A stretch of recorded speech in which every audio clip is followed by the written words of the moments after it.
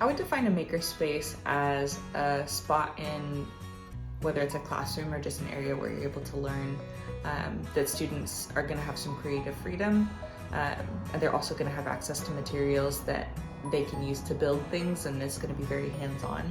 Makerspace is traditionally defined as an area of the classroom or school in which students can create freely, either in pursuit of the completion of an assignment or just for their own personal knowledge acquisition. Sometimes it's just for their own fun.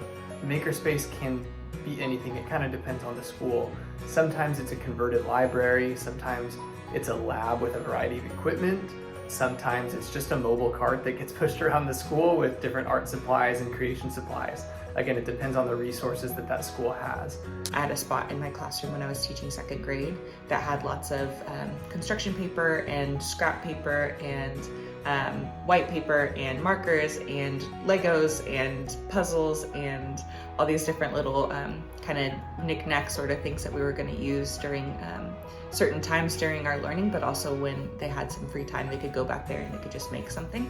A fully established makerspace would probably have all kinds of themes. It might have sewing machines, green screens and cameras, 3D printers. It's probably going to have Legos, paper mache, all the way to robotics gear and drones. But the maker movement goes a lot deeper than just a physical space. According to makerspaceforeducation.com, the maker movement is really about using creation as the vehicle for learning. So it's not just a project that comes at the end of a learning cycle. The creation actually is the vehicle for the learning to take place. And according to Erin Gohl on gettingsmart.com, she says students do without adult direction in makerspaces. And the energy that you can feel in the classroom, she says, is visceral. It's different from your average classroom. The benefits of a makerspace, they range from academic gains to nurturing students' 21st century skills, and then the ability to get students to approach their tasks with a growth mindset. So all of this together causes students to activate their creative thinking and engage in the design thinking process. For example, we once did an earthquake experiment, and we had the students create buildings. We watched a little video on the importance of architecture and how you create buildings if you're like in San Francisco and you're trying to design a building that is going to be able to withstand an earthquake. And so then we had them create their own building out of toothpicks and marshmallows, and then from there we took each of their buildings, and we had kind of created a little makeshift earthquake table. So we put it on the earthquake table and we kind of tested it out to see how it would fare in an earthquake. So my 9th grade biology class can be admittedly dry, and here's my struggle.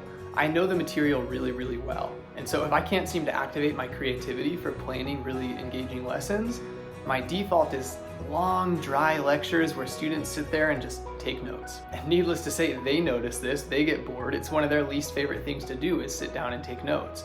And so that's why I really got excited when I heard about makerspaces, because I can't think of a better way to engage a bunch of bored 9th graders than to create a project that's going to put them in the driver's seat of their learning, where they are responsible to create something amazing.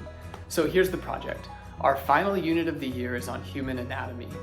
So the project is students are going to create a functional human digestive system just using cheap materials that the school is going to provide.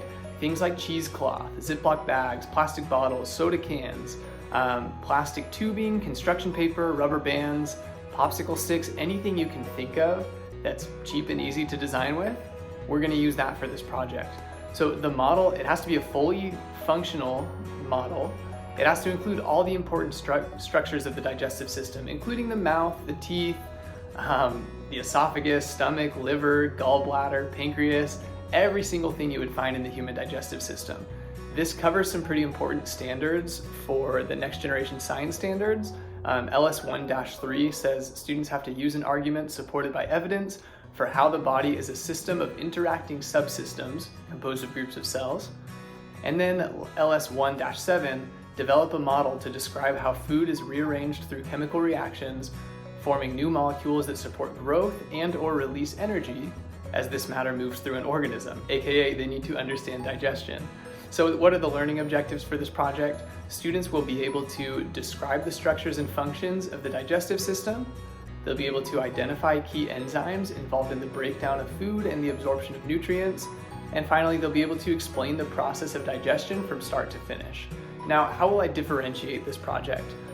For my high achievers, this has to be a completely functional model, meaning we need to be able to secrete enzymes into this system using our salivary glands, using our pancreas, using our liver, things like this. It has to have mechanical digestion and chemical digestion, and it has to have the extraction of nutrients, meaning something needs to actually leave this system into the environment in the same way it happens in our small intestines. Students with learning difficulties, the model won't have to be functional for them. All the structures need to be in place, and there will have to be a written explanation of their use. And then for English language learners, obviously I'll let students use a translator app, and if they need to collaborate with one another, assuming they speak the same language, I'll let them collaborate with each other, explain what the terms might mean in Spanish. So if they can work together to understand, oh, the pancreas is this in Spanish, okay, now we get it, let's dive into the project. So I wanted to conclude this video by just answering one final question, and that's, how can teachers use a makerspace most effectively? And there's a few things here. So my first piece of advice or tip for new teachers would be, you have to master a balancing act when it comes to makerspaces. So on one hand, for a makerspace to be successful, students need to have complete freedom in the process. Freedom of what materials they use, how much time they spend, the freedom to explore the possibilities on their own without being hampered by a set list of expectations. But at the same time, students also need confines to have a successful project. So they do need specific timelines. They do need due dates in the middle to sort of keep them accountable to their progress. They do need to have specific expectations, and they should probably have some kind of model or a picture of what the final project might look like in order for them to succeed. The other thing, teachers have to be creative with this. Look, we would all love to have a $50,000 budget to go enter a new building and buy all the machinery and put out the equipment and have permanent standing desks placed in the makerspace. The reality is that's just not a priority for most districts. And so teachers can solve these problems by getting creative. You know, maybe they can take the old computers from the lab, the big 20-pound monitors, and upcycle some of those materials. Maybe they can do, for an ecology unit, for example, they could upcycle trash into art, and students would explain some kind of biological process by creating an art piece made from old trash. And then the last thing, whatever you can afford to do, whatever resources you have, start now, because I guarantee the benefits to your students will be amazing, whether you have the $50,000 makerspace or a push cart full of markers and scrap paper. That's all I've got for you. I hope you enjoyed. Bye.